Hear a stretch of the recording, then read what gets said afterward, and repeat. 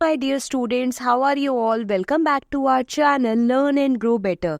Kindly show your love. Please like, share and subscribe the channel and help us to grow more. And don't forget to hit the bell icon so that you never miss any video. Let's get started. We are going to discuss Class 7, Chapter 13, Motion and Time, NCERT question answer. So let's get started. So the next question is the distance between two stations is 240 kilometre. दो stations के बीच में distance कितना दिए? 240 kilometre दिए है. A train takes 4 hours to cover this distance. Train जो है कितना टाइम लेती है? 4 आवर लेती है to cover this 240 kilometre distance between the stations.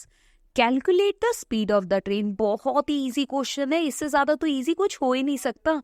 तो जल्दी से जो जो गिवन है पहले वो लिखते हैं. तो अगर मान लो कि वैसे तो यहाँ पता चल रहा है बहुत इजीली, कई बार हमें नहीं पता चलता क्या डिस्टेंस दिए, क्या टाइम दिया है, स्पीड दिया है या नहीं दिया. तो आप हमेशा ना यूनिट से भी पहचान सकते हो. किलोमीटर किसकी यूनिट है? देखो मीटर, किलोमीटर. देखो दोबारा से बताती हूँ, मीटर, किलोमीटर, सेंटीमीटर, ये सारी यूनिट्स होती है किसकी? डिस्टेंस की. और अगर टाइम की बात करूँ तो टाइम की यूनिट होती है आवर, सेकेंड, मिनट, ये सारी टाइम की यूनिट होती है. तो बहुत इजीली हम यूनिट की हेल्प से भी बता सकते हैं हमें क्या गिवन है और क्या नहीं. तो 240 किलोमीटर यहाँ पर क्या है? डिस्टेंस है, लिखा भी हुआ है the distance between two station. तो लिखेंगे distance covered by the train is 240 kilometre and how much time it takes? 4 hour. ये आपका हो गया. अब बात आती है स्पीड की. तो स्पीड का फॉर्मूला क्या होता है? हमेशा ध्यान रखना. यहाँ पर ट्रिक कैसी है, कैसे याद करोगे? देखो एक ऐसे ट्रायंगल सा बना लो, आपको फॉर्मूला बहुत इजीली याद रहेगा. ऊपर आता है D, नीचे आएगा S और यहाँ आएगा T. अल्फाबेटिकली चलना है आपको. ऊपर D, फिर S, फिर T. अब अगर आपको स्पीड का फॉर्मूला बोला है तो स्पीड का फॉर्मूला क्या होगा? देखो D ऊपर है, फिर नीचे ये लाइन है और फिर टाइम है. तो डिस्टेंस अपॉन टाइम, ये हो गया हमारा स्पीड का फॉर्मूला.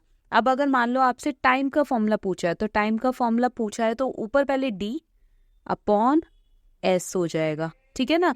और अगर हमारा किसका फॉर्मूला है? डिस्टेंस का फॉर्मूला है. तो स्पीड और टाइम, S और T जो है वो दोनों ही एक ही फ्लोर पे हैं, तो S इंटू T हो जाएगा. If they are on a different floors तो जो ऊपर पहले होता है वो लिखते हैं, फिर डिवाइड का साइन यानी कि अपॉन, फिर जो नीचे अल्फाबेट दिए वो लिखते हैं. यहाँ पर D जो है डिस्टेंस है, S मतलब स्पीड और T मतलब क्या है? टाइम है. तो आई होप आपको फॉर्मूला क्लियर होगा. तो स्पीड का फॉर्मूला क्या होगा? Distance upon time. Yes, very well done. तो अब फॉर्मूला पता चल गया, फॉर्मूला भी लिख लिया आपने. आप पहले देख लो क्या चेंज करने की जरूरत तो नहीं है, डिस्टेंस को चेंज करना तो नहीं है या टाइम को चेंज तो नहीं करना. तो अगर हम किलोमीटर ऊपर लिखे और नीचे टाइम लिखे आर में, तो हमारी यूनिट क्या आएगी? स्पीड की यूनिट आएगी kilometre per hour. And this is the unit of speed. इसमें कोई गलत चीज नहीं है. यानी कि अगर बाई चांस आ रहा होता किलोमीटर पर मिनट तो हमें जरूर चेंज करना पड़ता, क्योंकि स्पीड की यूनिट हम जनरली रेफर करते हैं किलोमीटर पर आवर, मीटर पर सेकेंड, सेंटीमीटर पर सेकेंड. तो ये एकदम सही है हमारे, इसमें हमें कोई भी कन्वर्जन नहीं करनी. तो यहाँ 240 अपॉन 4 करा हमने सिंपली. तो मैं आपको कैलकुलेशन कर कर दिखाती हूँ. देखो यहाँ पर 240 अपॉन 4, तो डायरेक्ट 4 1 जा 4 6 जा 24. आंसर कितना आ जाएगा? 60 किलोमीटर पर आवर. यूनिट जरूर लिखनी है, ठीक है ना.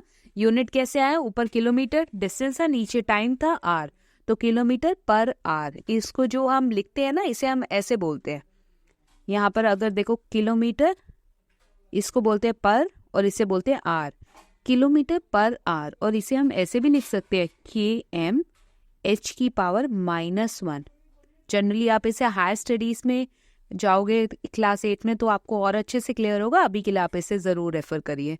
आई होप आपको न्यूमेरिकल क्लियर होगा. अगर कोई भी डाउट है तो यस, आपको पता है कि आपको क्या करना है, कमेंट सेक्शन में मैसेज करना है. Thanks for watching. Please like, share and subscribe the channel Learn and Grow Better.